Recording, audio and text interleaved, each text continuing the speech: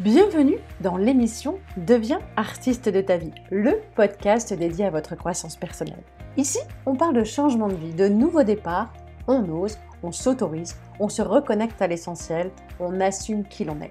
Je suis Anne-Sylvie Dutry, entrepreneuse multifacette, conférencière inspirante, maîtresse de cérémonie et experte en prise de parole en public et leadership. Chaque mardi, je vous partage des réflexions puissantes pour changer votre vision de la vie, des clés concrètes pour transformer votre quotidien, ainsi que des interviews inspirantes pour rallumer le feu sacré qui sommeille en vous. Chaque épisode est une véritable invitation à l'introspection pour booster votre confiance et vous permettre, vous aussi, de devenir artiste de votre vie. Si ce podcast vous plaît, je vous invite à le noter sur la plateforme de votre choix et à le soutenir en laissant un commentaire et le partager auprès de vos proches qui en ont besoin. Bienvenue dans ce nouvel épisode. Coach coactif, certifiée experte en neurosciences cognitives et comportementales, mon invité du jour a développé un projet qui, grâce à l'approche neurocognitive et comportementale, vous aide à mieux comprendre votre fonctionnement mental, à désobéir à nos automatismes et à prendre des décisions avec plus de sérénité. Avec son approche fondée sur l'intelligence émotionnelle, adaptative et collective, elle a conçu des outils uniques, eChange, qui vous permettent d'être acteur de votre propre transformation. J'ai le plaisir et la joie d'accueillir Bénédicte Berche pour ce nouvel épisode. Bonjour Bénédicte. Bonjour Anne-Sylvie, je suis trop contente d'être avec toi. Merci beaucoup d'avoir accepté mon invitation. Merci à toi pour l'invitation. C'est une chouette expérience. Alors, je te propose aujourd'hui l'idée vraiment de ce podcast, c'est de l'émission Deviens artiste de ta vie, c'est de partager avec nos auditeurs qu'est-ce qui a pu, toi, te donner envie, j'allais dire, d'entreprendre ta vie, en tout cas de choisir le chemin que tu t'es autorisé à prendre. Déjà, dans un premier temps, avant d'être entrepreneuse, c'était quoi quel était le démarrage de ta carrière? Alors, d'abord, je suis originaire du Sud, c'est important parce que maintenant, je vis dans le Nord. Je fais le grand écart. Il y a un avant, un après, un tour du monde en famille. Avec mon mari, nos 3 enfants, nos 3 filles, enfin mes 2 belles-filles et notre fille. Elles avaient 4, 12 et 14 ans et il y a vraiment un avant et un après ce tour du monde. Évidemment, c'est transformant. Donc avant, je suis salariée sur plein de jobs opérationnels et managériaux dans le secteur des médias. Je crois que j'ai travaillé dans tous les médias à différentes fonctions comme marketing, vente, tous les médias sauf la télé. Donc j'ai fait de la presse écrite, la radio. Donc à chaque fois du côté commercial plutôt pub, plutôt que rédaction. Et voilà, jusqu'à ce que je rencontre mon mari et que là, on se rende compte qu'on avait le même rêve, partir faire un tour du monde. Alors justement, ce voyage en tour du monde, non seulement ça a été un déclic important, tu vas nous en reparler, et ça a été quelque chose de transformationnel pour vous deux, mais aussi pour toute la famille. Ouais. En quoi ça t'a transformé? Et tu nous expliqueras après en deuxième partie comment tu as mis en application ce que tu avais découvert, j'allais dire, dans ce tour du monde. Qu'est-ce que ça t'a révélé justement ce tour du monde? Là, ce qui nous a donné envie, c'était que quand on s'est rencontrés, moi j'avais 38 ans, lui, ça faisait 2 ans qu'il était divorcé, et l'envie de vivre, tout simplement.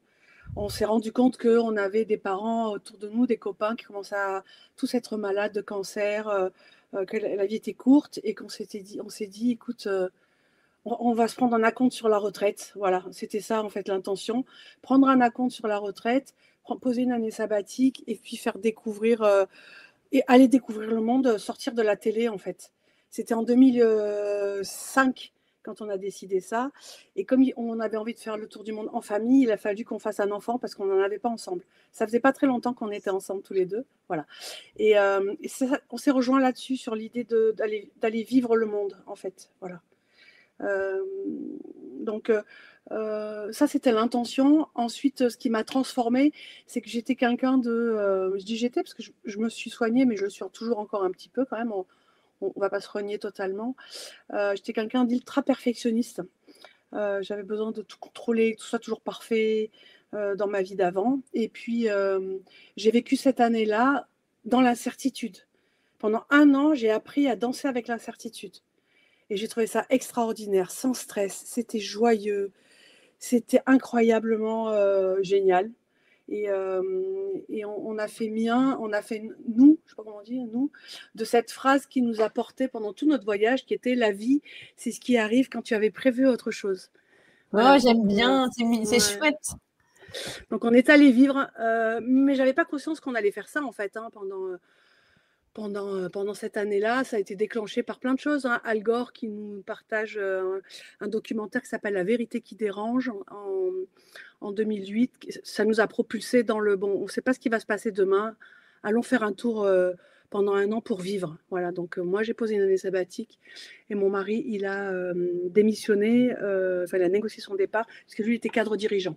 Alors justement, Bénédicte, par rapport à ça, de décider de partir, voilà, de faire un tour du monde, c'est comme tu dis, partir à l'aventure. Qu'est-ce qui vous a le plus... Tu dis déjà, il y a ce rapport au temps qui est complètement transformé puisque tu maîtrises rien et tu es un peu dans le flot. Comment... Alors, tu nous diras après comment tu l'appliques aujourd'hui, mais ce que j'aimerais que tu nous partages, qu'est-ce qui t'a le plus marqué, peut-être dans les rapports aux gens, dans ce que tu as découvert, les pays que vous avez traversés? Il y a déjà cette notion de rapport au temps, mais si tu as 2 autres choses que tu pouvais nous partager, ce serait quoi? En fait, que nous, occidentaux, on passe à côté de l'essentiel. C'est ça qui m'a le plus frappé. C'est qu'en fait, on fait des études, on bosse comme des tarés jusqu'au burn-out pour se payer 1 semaine de vacances, qu'on va consommer comme un paquet de chips, et puis derrière, on reprend le boulot. Et là, c'est une année où là, on a vécu, donc d'un coup, on s'est dit, on est revenu à l'essentiel. C'est quoi l'essentiel? C'est manger, c'est dormir, c'est se laver, c'est découvrir le monde, rencontrer des gens. Et donc, pendant 1 année, on est revenu à l'essentiel. Et quand j'ai pris conscience de ça, je me suis dit, mais en fait, on a tout faux, nous. C'est eux qui ont raison. Tous ces gens qui vivent avec rien, qui sont heureux dans la frugalité, c'est pas démagogique, c'est d'un coup, tu deviens admiratif des gamins qui jouent dans la terre avec 3 bouts de bois et un bout de fer, alors que toi, tes gosses, ils ont des Playmobil à ne plus savoir qu'en faire, et il leur faut toujours le dernier truc, de dernière marque, voilà. Donc, je pense que c'est ce qui m'a le plus transformé, c'est ça. C'est de me reconnecter au vivant, à l'essentiel de la vie, qui est de vivre, de partager, de voir, d'écouter, de regarder, d'admirer les paysages, d'écouter le silence, voilà. C'est intéressant ce que tu dis parce qu'en fait, c'est non seulement un retour vers soi, le retour à l'essentiel, mais c'est aussi ce rapport aux autres qui change. Et comme tu dis, d'être dans l'ici et le maintenant, moi qui viens du théâtre d'impro et on parle beaucoup de vivre dans l'ici et le maintenant pour être vraiment 100% présent à soi, c'est quelque chose dans ta vie d'avant, en étant hyper perfectionniste, cette présence à toi que tu n'avais pas ou que tu ne retrouvais plus? Pas du tout. En fait, j'étais bouffée par ce besoin de toujours faire mieux, toujours plus vite, toujours plus efficace, toujours plus performant.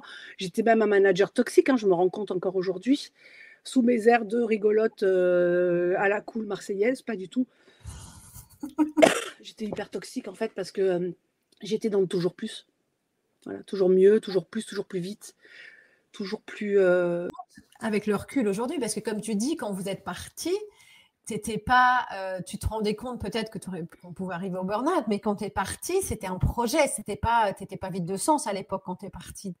Ah, pas du tout, non, en fait, non, j'avais pas de problème de sens dans ma vie, en fait, j'étais heureuse dans ma vie, j'étais mariée, j'avais un job qui me plaisait, j'avais la chance de travailler dans une grosse boîte où je pouvais changer tous les 3 ans de job parce que j'adore le mouvement et que je suis un peu un neuroatypique, donc le côté de tous les 2 ans, je m'ennuie, donc il fallait que je change de job et pendant 10 ans, je suis restée dans la même boîte, donc j'étais super heureuse. Non, là, c'était juste... c'était pas quitter la vie que j'avais, en fait, c'était prendre un acompte sur la retraite pour éviter que quand on soit à la retraite, d'abord on sera plus avec nos enfants, ils ne voudront plus voyager avec nous.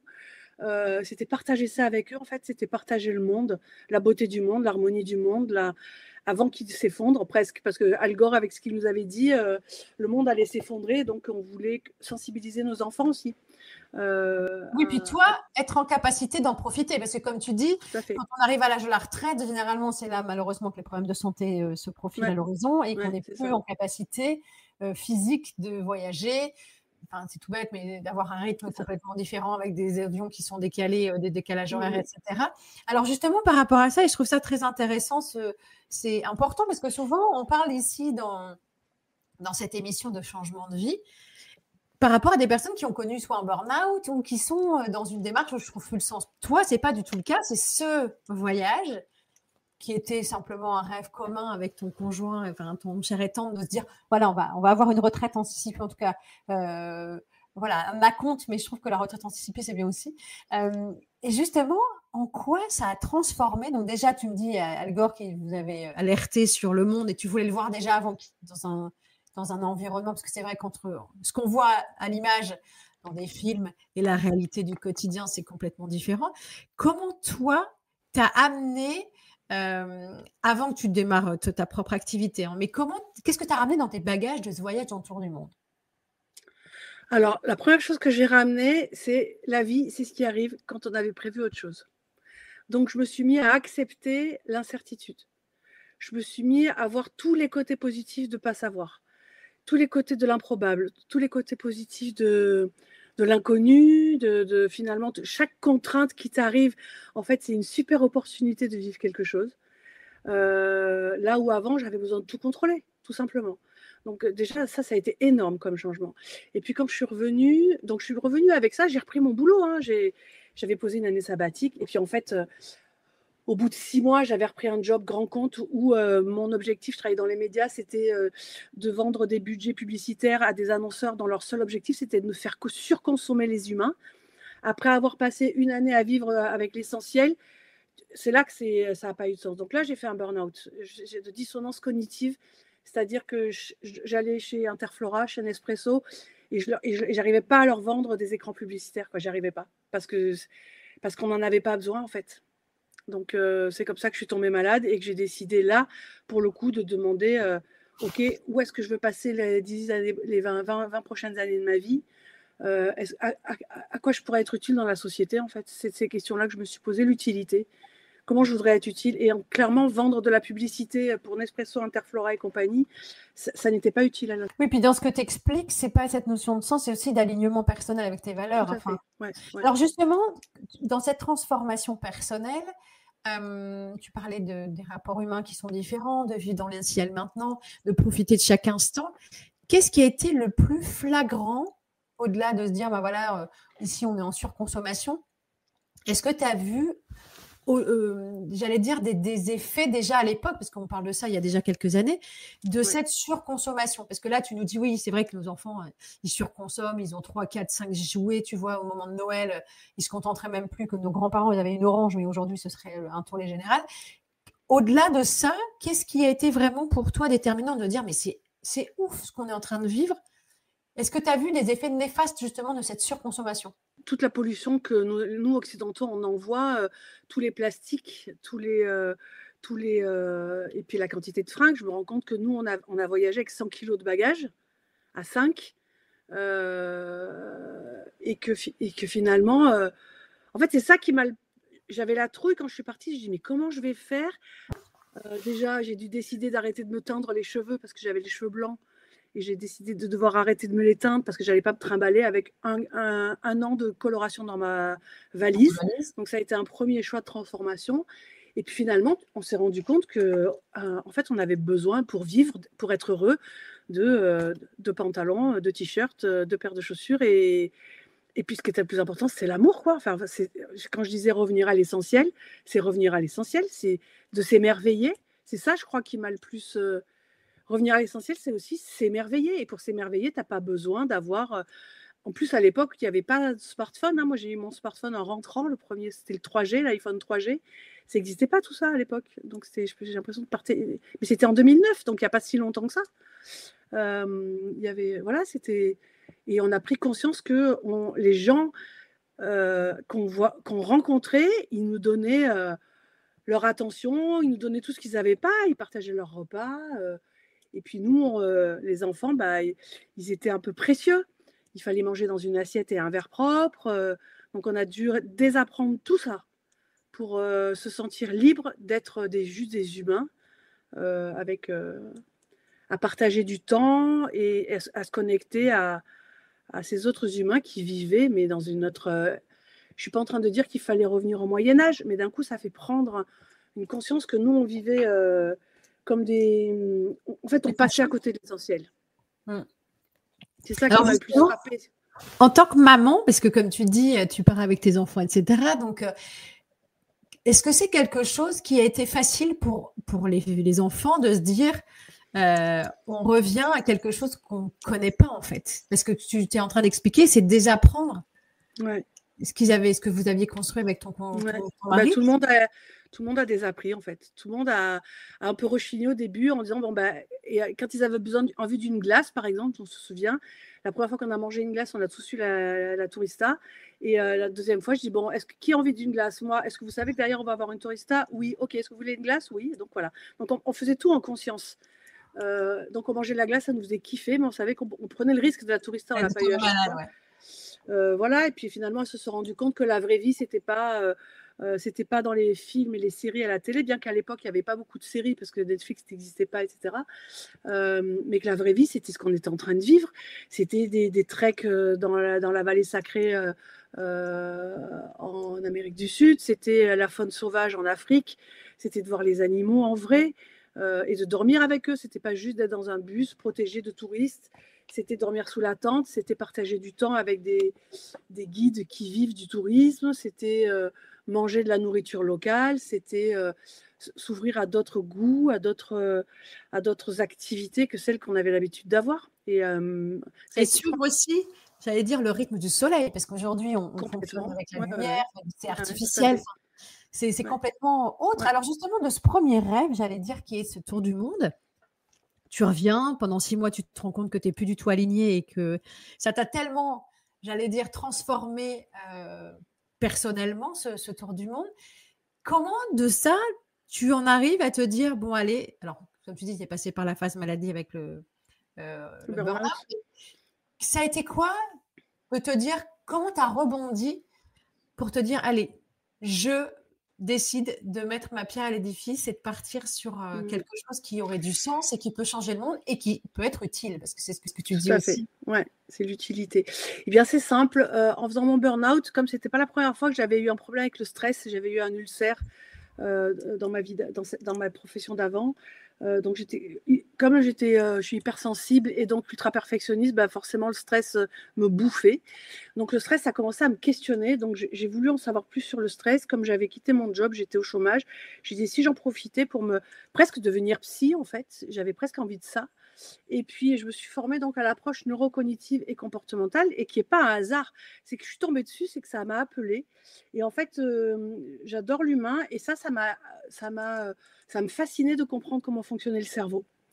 Donc, je suis allée me former sur le fonctionnement de la prise de décision. Qu'est-ce qui fait qu'on fait des choix A ou des choix B? Voilà. Et de ça, je me suis formée pendant plusieurs mois. Et à la fin de ma première année de formation, clairement, je me suis dit, mais pourquoi on ne m'a pas expliqué ça avant, quand j'étais plus jeune, à l'école, au collège, au lycée? Pourquoi on ne m'a pas expliqué ça avant? Donc, comme le dernier job, quand tu t'arrêtes comme ça, tu fais aussi un petit travail sur finalement tes compétences, qu'est-ce que tu as aimé faire dans ta carrière, etc., etc. Je me suis rendu compte que le job que j'avais le plus aimé, c'était le job de formatrice. Et comme j'avais toujours travaillé dans les médias, je me suis dit, en fait, j'aime transmettre. Donc, j'ai relié les deux et je me suis dit, je vais redevenir formatrice. Et moi, à l'époque, je pensais formatrice gestion du stress. Parce que ce que j'avais appris, c'était le mode d'emploi pour être heureux, pour être serein dans sa vie, quoi qu'il arrive. Et je me suis dit, ce mode d'emploi, on ne me l'a pas expliqué à moi, mais moi, je vais l'expliquer à tous les gens que je vais rencontrer. Et puis, bon, normalement, je suis partie comme ça. Et en fait, le premier groupe auquel j'ai proposé de tester mon module de formation, c'était le groupe de chômeurs qui était avec moi. Je leur ai proposé en bénévolat, comme ça, une après-midi, de prendre 2 après-midi. Et je me souviens que l'animatrice, elle a assisté à l'atelier. Et à la fin de la deuxième demi-journée, elle vient me voir, elle me dit, mais Bénédicte, c'est incroyable ce que tu partages. Tu sais quoi, il me reste du budget pour l'année prochaine, je t'achète une journée de ton parcours là, pour accompagner les cadres en recherche d'emploi. Et ça a démarré comme ça en fait. J'avais pas du tout ni l'intention de devenir entrepreneur. Donc vite, je me suis dit mais comment je fais pour facturer? Et je me suis retrouvée dans un salon de je ne sais plus quoi, de l'entreprise, je crois. salon d'entreprise. Et j'ai rencontré une SCOP parce que je n'avais pas envie d'être chef d'entreprise. Pour moi, c'était pas mon projet de devenir chef d'entreprise. Donc, et puis, je ne voulais pas aller travailler dans un cabinet de formation en gestion du stress parce que je voulais être libre. Donc, de rentrer dans une coopérative d'emploi, une SCOP, ça m'allait très bien. Donc, c'est comme ça que j'ai démarré. Du jour au lendemain, je suis devenue salariée de cette SCOP et j'ai facturé mon premier client qui était donc la maison de l'emploi à Levallois-Perret, à Courbevoie. C'est génial, comme quoi, tu vois, on dit souvent que, comme tu dis, la vie, c'est quand tu laisses de la place aussi à ce qui peut arriver. Et je trouve ça chouette parce qu'en fait, c'est souvent, que ce soit au cours des interviews, dans l'émission, etc., des personnes avec qui on peut échanger et partager. Parfois, tu sais, les gens pensent que pour devenir artiste de sa vie, ou en tout cas transformer sa vie, il faut parfois avoir un projet réel, concret, précis.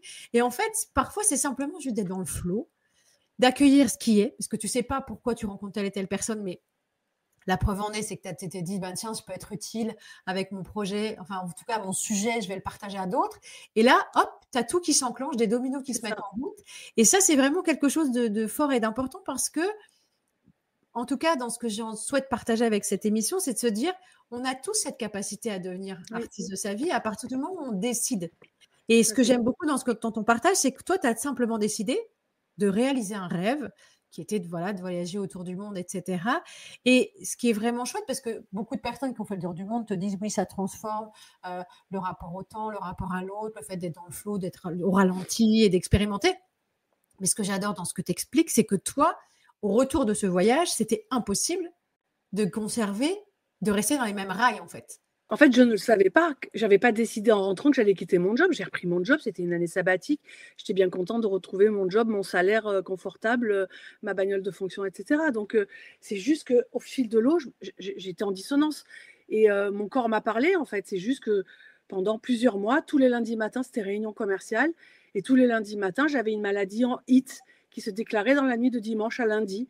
Donc, cystite, gastrite, otite, sinusite, tous les hits, jusqu'à ce qu'un matin. Donc, j'étais à chaque fois obligée d'appeler SOS médecin et qui m'arrêtait pour 2-3 jours parce qu'en fait, c'était très fort. Et il m'a dit, c'est que des maladies en hit, c'est que des maladies liées au stress. Qu'est-ce qui se passe?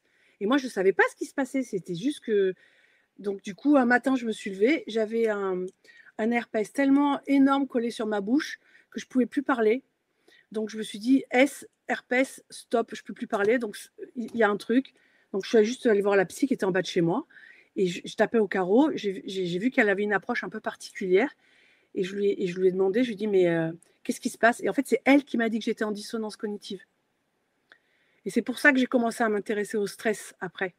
Et que depuis, mon quotidien, c'est effectivement de développer la capacité d'agir. Parce que on l'a, et je suis complètement d'accord avec toi, c'est un muscle. Il suffit qu'on nous donne le mode d'emploi, et c'est ce que je transmets, ce mode d'emploi pour développer ses capacités d'agir et redevenir acteur de sa vie. Oui, complètement. Donc après, tu peux devenir entrepreneur ou pas. Ce n'est pas une obligation de devenir entrepreneur, mais déjà, tu prends du recul et tu dis, qu'est-ce qui est important pour moi dans la vie?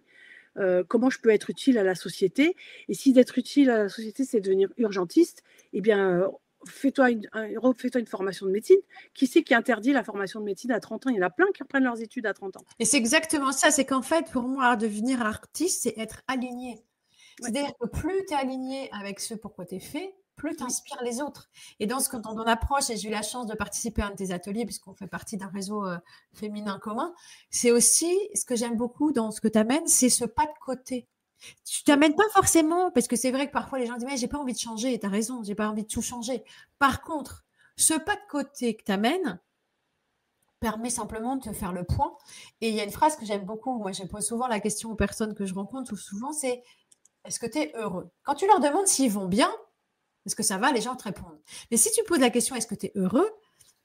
Ça pique un peu, parfois ça grince. Et dans la manière dont tu amènes les choses, ce pas de côté permet de faire un petit peu un 360 sur ce que tu vis à l'instant T et de te dire, mais si je pouvais changer quelque chose de différent. Et ce que j'ai adoré dans ton atelier qu'on a pu partager, c'est quand on comprend effectivement le mode de fonctionnement du cerveau et que tu te dis, mais en fait, les décisions que je prends, si j'en suis pas consciente, eh ben, c'est des décisions qui ne sont pas forcément les bonnes pour moi. Alors qu'avec ton approche et ton outil, tu permets simplement de rééquilibrer la décision avec l'envie, j'allais dire. C'est vraiment ça, d'être en conscience de ce qu'on fait, parce qu'il y a beaucoup de personnes, et j'en côtoie souvent aussi, qui sont en mode pilote automatique.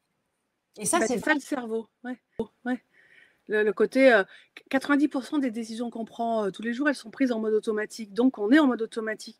Et l'idée, c'est d'aller chercher ces 10% en mode adaptatif. En fait, c'est ce que je dis, c'est rendre visible ce qui est invisible. Mais je ne vais pas faire ça toute la journée.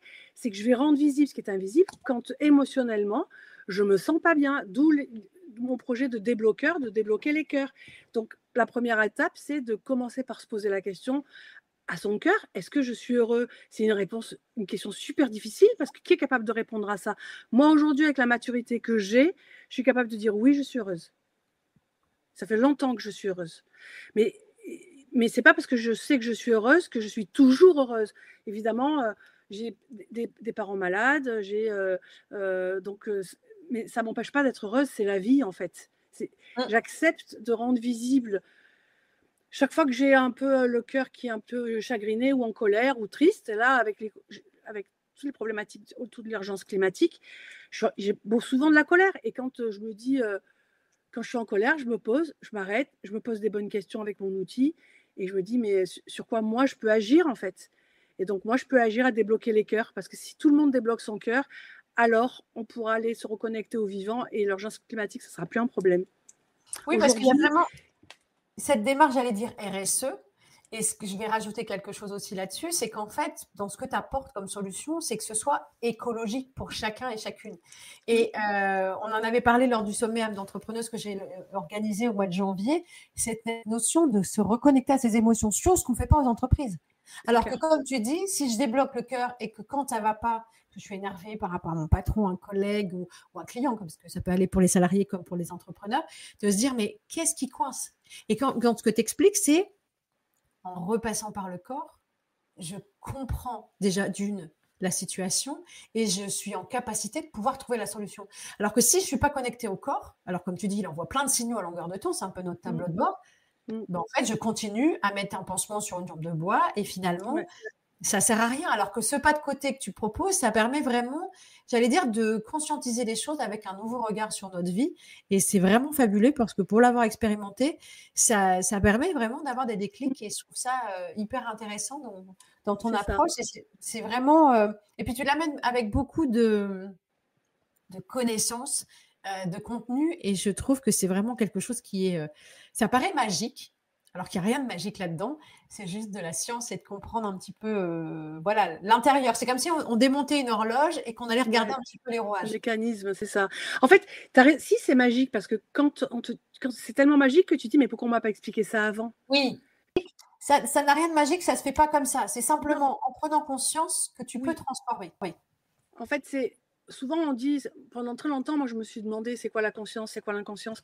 En fait, c'est pas ça qui est important, c'est je prends conscience que quelque chose ne va pas, donc j'arrête d'être en mode automatique et j'apprends à désobéir, mais tant que je n'ai pas rendu visible ce qui me gêne, alors ce qui me gêne, ça peut être une valeur, je parlais de liberté, et moi par exemple, clairement, ce qui me gênait, c'est de ne pas me sentir libre.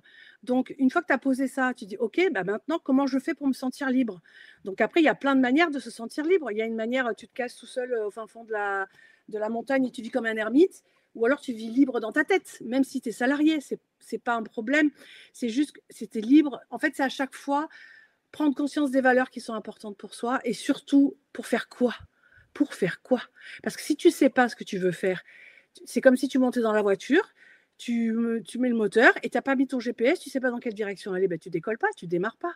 Donc cette notion de dire pour faire quoi, et c'est là où j'ai compris, pour refaire le lien avec mon voyage, c'est que si ce n'est pas utile à la société, ça n'a pas de sens. Et c'est pour ça qu'on manque de sens. Et donc, à partir du moment où tu trouves un truc, et n'importe qui, je reprends l'exemple de ma fille, là, je l'ai aidée à travailler son verbe de vie. Son verbe de vie, c'est protéger. Moi, c'était transmettre. Et protéger, il y a mille et une manières de protéger. Ben, aujourd'hui, alors que je te parle, elle est en train de s'entraîner dans une base militaire parce qu'elle veut protéger la France, mais la défendre, pas au sens de… Elle n'adore pas les armes pour pouvoir tuer des gens, c'est pas rien à voir avec les jeux vidéo, d'abord elle joue pas, c'est juste elle a compris que défendre sa patrie, ben, c'était utile, donc elle a décidé de devenir marin, voilà, de devenir militaire dans la marine. Et moi, je suis hyper fière de ça. Hyper fière de ça. Et c'est génial parce qu'en fait, ça permet de vraiment d'aller reconnecter avec notre essentiel. Enfin, c'est vraiment le feu sacré que tu réanimes. Et Ouais, souvent, on rencontre des personnes, que ce soit toi ou moi, dans notre quotidien, des personnes qui sont un petit peu démunies parce que, comme tu dis, le pourquoi faire, elles savent pas. Elles savent très bien ce qu'elles veulent pas faire, ce qu'elles veulent faire. Voilà, ouais, ça, je veux pas. Et pareil pour les plus jeunes, hein. Mais aujourd'hui, quand tu dis à quelqu'un qu'est-ce que tu veux faire, ben, c'est compliqué parce qu'en fait, on a l'impression que tout est compliqué, qu'on va chercher la réponse à l'extérieur. bien sûr. Alors que ce que tu permets avec ton débloqueur, c'est simplement la réponse, elle est là. Et Exactement. ce moment de silence ou ce moment d'être en capacité d'écoute de soi, ben, ça change tout. Et c'est vrai que c'est quelque chose qui est magique. Alors justement, je vois le temps qui tourne. Pour les personnes qui ont envie d'en savoir un petit peu plus sur ton débloqueur, je vais mettre toutes les infos du site de Bénédicte et voilà, vous pourrez retrouver les informations du site internet, des outils qu'elle propose, etc. En tout cas, merci infiniment Bénédicte d'avoir pris ce temps parce que c'était précieux et pour avoir l'occasion d'échanger avec toi, j'ai encore appris plein de choses. Donc, merci pour ça. C'était vraiment délicieux de partager cette tranche de vie, en tout cas, et ce moment à tes côtés. Ah, merci Anne-Sylvie d'avoir réveillé tous ces souvenirs. C'est chouette. Merci beaucoup. Et puis, ben voilà, si vous voulez en savoir plus, rendez-vous sur les liens que je vous mets en commentaire. Je vous dis à très bientôt et nous, on se retrouve mardi prochain. Merci Bénédicte, à très vite. Au revoir.